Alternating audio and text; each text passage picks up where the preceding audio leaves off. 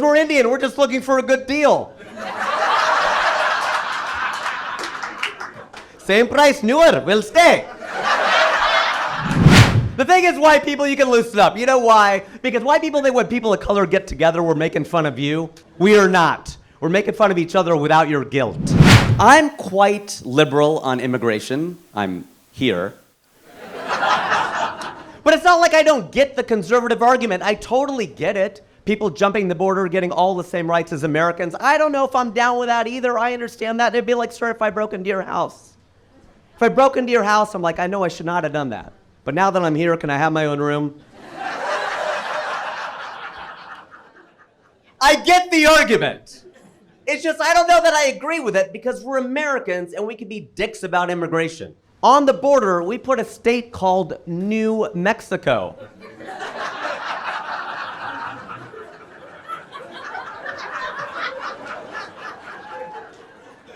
The dick move. Especially when this is old Mexico. We're taunting Mexicans to come over here. When the British divided India in parts, if they would have called Pakistan New India, my dad's side of the family might have stayed over there. Because we're Indian, we're just looking for a good deal. Same price, newer, we'll stay.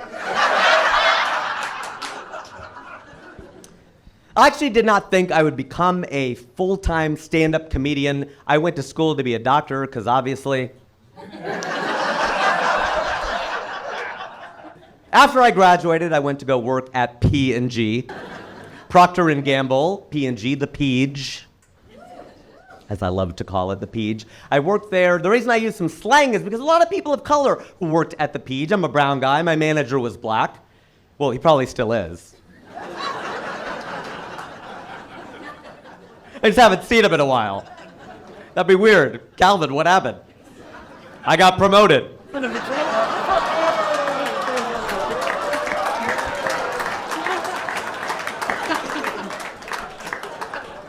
The thing is, white people, you can loosen up. You know why? Because white people think when people of color get together, we're making fun of you. We are not. We're making fun of each other without your guilt. All right? That's what's going on. Because Calvin and I would bust on each other all the time. He was my boss. I remember one afternoon, I walked up to him. I'm like, hey, Calvin, are you free? He goes, since 1863, dog! It's a good joke. Take that to Hollywood, son. The thing is, brown people and black people were mixing a lot back then. Deepak Chopra became the most famous South Asian in America by appearing on a show hosted by Oprah Winfrey.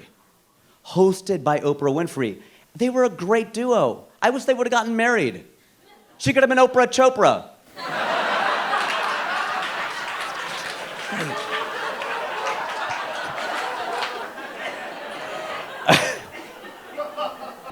Calvin belonged to the, as it was called at the time, the African American Affinity Group at the Peach.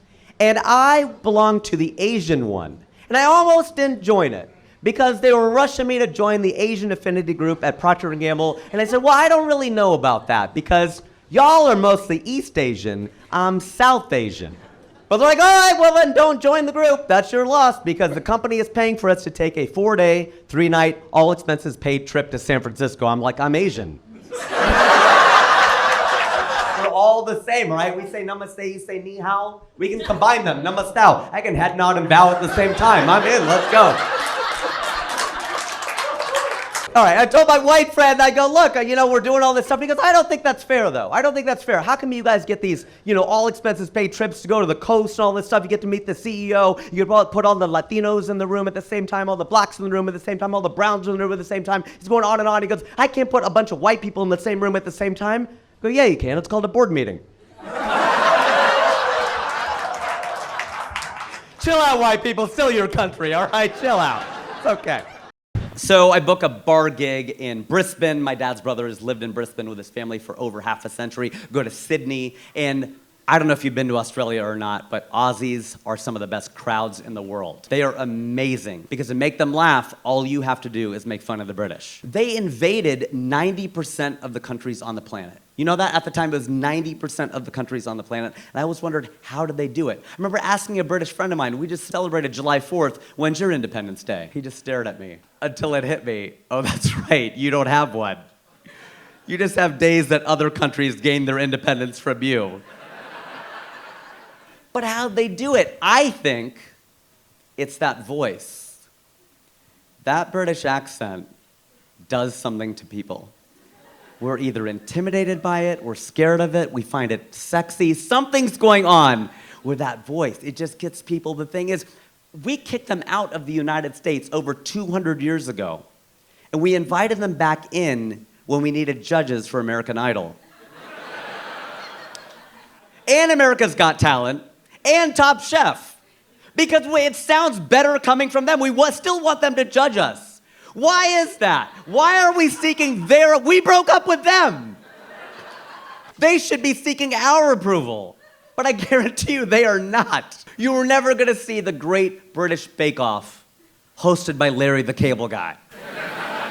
You can use the British voice to your advantage. If you ever need a late checkout from a hotel, use the British voice. Because Azhar and I were in Hyderabad, and we've been talking and solving the world's problems till 6 in the morning. We realized we need a late checkout.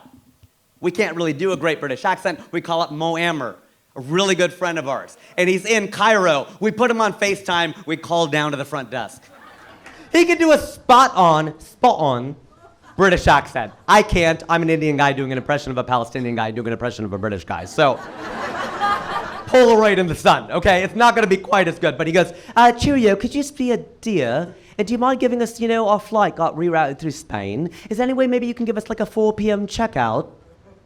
He asked for a 4 p.m. checkout. And we got it! Do you have any idea how late that is?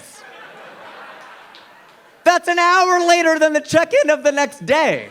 That is a really late checkout. And by the way, my wife's family hates this show because they're Gujarati and they run hotels and stop telling everybody how to get a late checkout.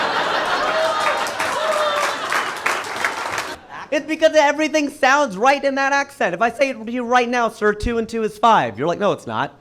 But if I go 2 and 2 is 5, love, you got to think about it. That's right. Because the British are smart, I'm sure that's probably applicable to them like anyone else. They get a lot of credit because of that accent. They're not that smart.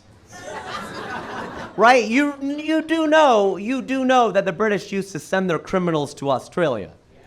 I'm not making that up. You know that, right? Australia was a penal colony for the British. But I don't know if you've been to Australia. It's a way better place than England. It's warmer, it's larger, cooler animals. I think if the British were really that smart, they would have gone to Australia and left the criminals in England.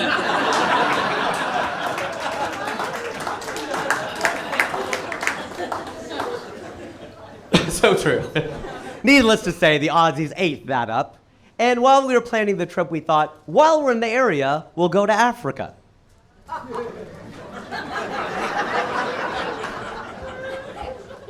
Clearly, we went to U.S. public school.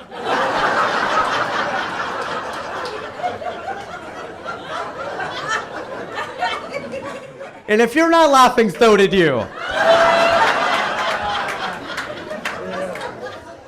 Because Africa is nowhere near Australia. We found this out the hard way. We're like Southern Hemisphere. How far could it be? Really, really far. I got news for you. The Southern Hemisphere is just as big as the Northern Hemisphere. 18 hours later, after connecting through Singapore, we land in Johannesburg. And we loved South Africa because my wife's mom was born in South Africa. In fact, we have a lot of family down there, and we loved it. We loved everything about South Africa, except for the name. They sort of gave up when they named the place, didn't they? What direction is it? South. What continent? Africa. Done. We're not going to put any more thought into this at all. Then again, we do the same thing here in the United States. We have stores here called mailboxes, etc. Linens and things. Bed Bath Beyond. What's the et cetera? What things? Anything could be in that beyond section. What's in it? We flew home through Paris, so that was Europe for us. And the French, being the French, insisted that every comedian on the lineup at this bar gig do at least one joke in French. I've not taken French since college. Does anyone here know what the word is for now in French? Wow, look at this, very cultured audience. Literary and cultured, I love this. That's right, maintenant. Maintenant. 3 syllables. That's a long word for now. By the time you get finished saying maintenant, it's no longer maintenant. They like that one too. Okay. Good. Glad. Good. So I was telling you about how I moved from Cincinnati to LA. That whole thing was a tangent because I'm a tangent. 2006. I moved to Los Angeles and I am single because I'm a professional comedian. Ain't nobody dating you in this town. If you're broke, man, it's tough. In LA, dating is hard. You hear that all the time. And then people will tell you from other cities, like, dude, dating is hard everywhere. No, LA is a special kind of dating hell. And I'll tell you why. It's because everybody's selling and nobody is buying. There's a surplus of everything. You go to a party, everybody's looking for someone better to talk to. The guy right in front of you is like, subscribe to my newsletter, listen to my podcast, come to my show, and that's just me. I ended up getting really good at talking to women at bars. I spent a lot of time talking to women at bars, and all my male friends, all my man friends are always like, why are you always talking to women at bars? I go, because they're my height. The thing, all my guy friends are 6 feet tall. I got tired of doing this all the time. I wake up the next morning with a crick in my neck. And all these people are like, what, did you get some action last night? Did you go down on a girl? I'm like, no, I went up on a guy.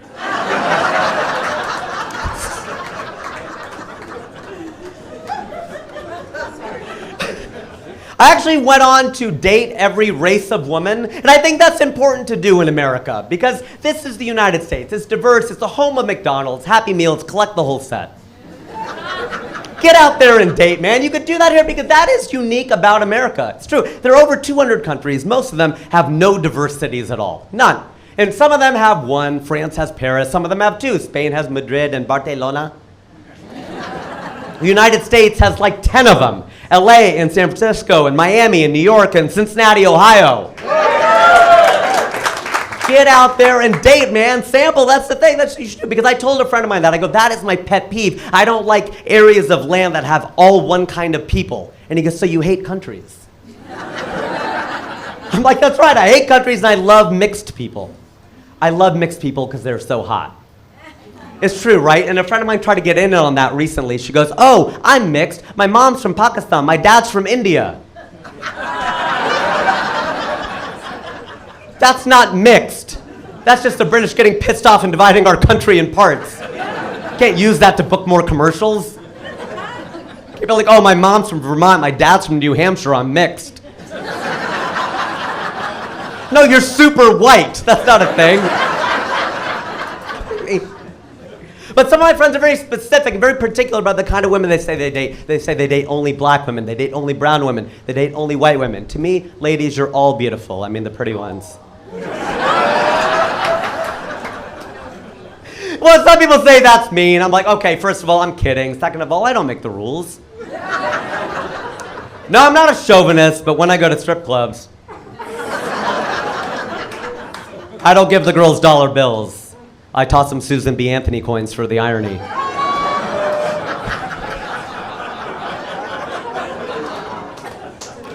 I actually met my wife on OkCupid.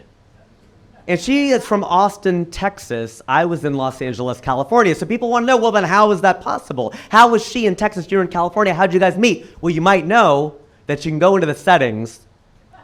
It's amazing how much my life is dictated by settings. And change the radius of people who are looking for you. It's true. Tip in case you need to know it. 5 miles, 25 miles, 250 miles, desperate. Mine was set to desperate. I was almost 40 and age is not just a number, all right? I was like, let's go. And I'm so proud to tell you that we brought our first child into the world. His name is Naveen, and in Hindi, that means new. So I guess we're gonna have to rename him every year. But it was the only name on which Hersha and I agreed. Because it's hard. Indian male names are hard. Indian male names are like penises. I really only like my own.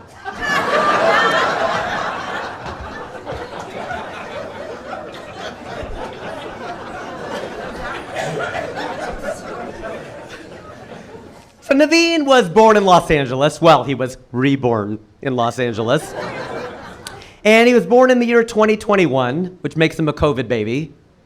The great thing about having a COVID baby is you know it's yours.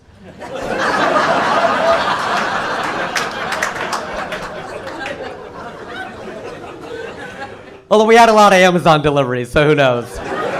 What can Brown do for you? Maybe we found out. I don't know. Because this was during the pandy,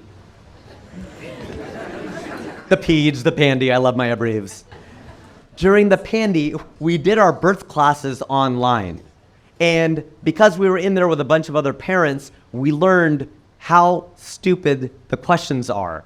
And it makes you worry about the future of this country. Or the present, because these people are already here having kids. Okay? Somebody asked, they were like, look, this is during the pandemic, okay? So you were allowed only one visitor in the room. Everybody got it? One visitor in the room. It's during the pandemic. They have to be safe. It's California, all that stuff. One visitor in the room. So then people started asking, well, can anyone else come in? No, one person. It kind of helped us out because all 4 grandparents came to stay with us for a short Indian visit of 3 months.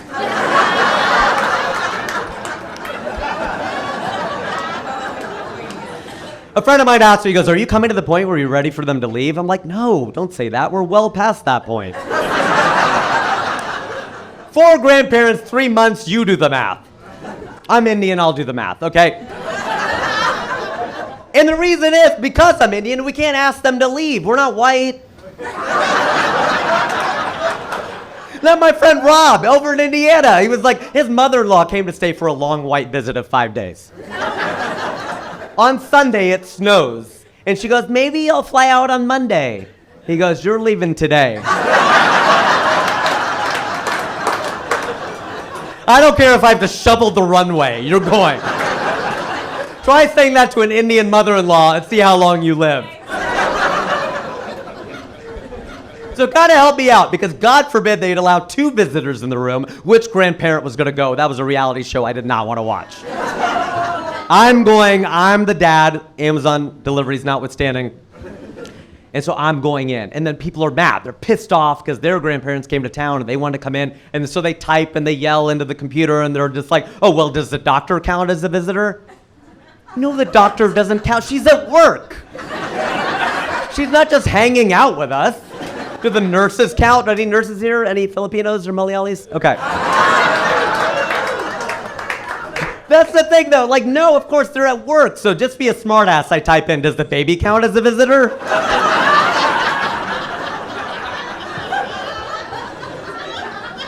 Could you imagine that bit? Naveen pops out. Sorry, buddy, you gotta go. One at a time. Oh my gosh.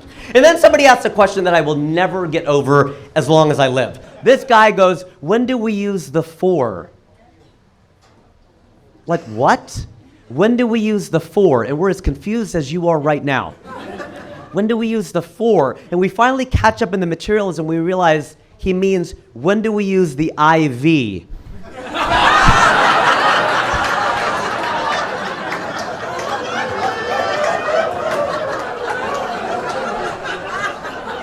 Who defaults to Roman numerals? The guy who names the Super Bowls? Like, well, what are you doing? Eventually, we found out that Naveen's blood type is B positive, and as Asian parents, that's the last B plus we let him get. But in this day and age of modern technology, it was great seeing the child develop in the womb. That's a really cool thing, because of tech, you get to actually see the child develop. You see the little fingers, little toes, you see the head, you see that spine. And it's great when you see that spine, because you know he's not going to be a Republican.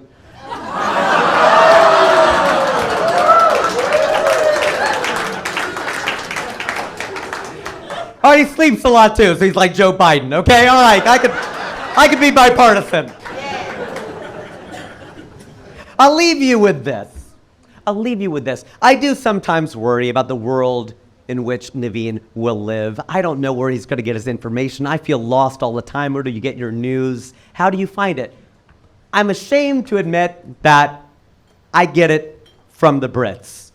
All right, from British news. I definitely read and watch British news like the BBC, The Guardian, The Economist, because I told you, we believe anything in that accent. And the thing is, the reality of it is, I don't feel that bad going outside to find out what's going on inside, because it's like when my wife and I go to a party. We're standing around in a circle. You ever do this with your spouse, and a stranger asks your spouse a question? Somebody will ask my wife a question, and whatever my wife says is something I've never heard her say before. I'm like, is that what's going on with her? Who knew? I think the reality is Barack Obama wanted to believe that we live in a post-racial world, right? And the thing is, I listen to Obama a lot because he's half black and half white. I'm neither black nor white. We have that in common. But remember, he would always use that phrase, let me be clear. He'd say that all the time. Let me be clear. Let me be clear. Let me be clear. Let me be clear. And after all these years, I finally figured out what he meant. I think in this racial world, he's just tired of being a color.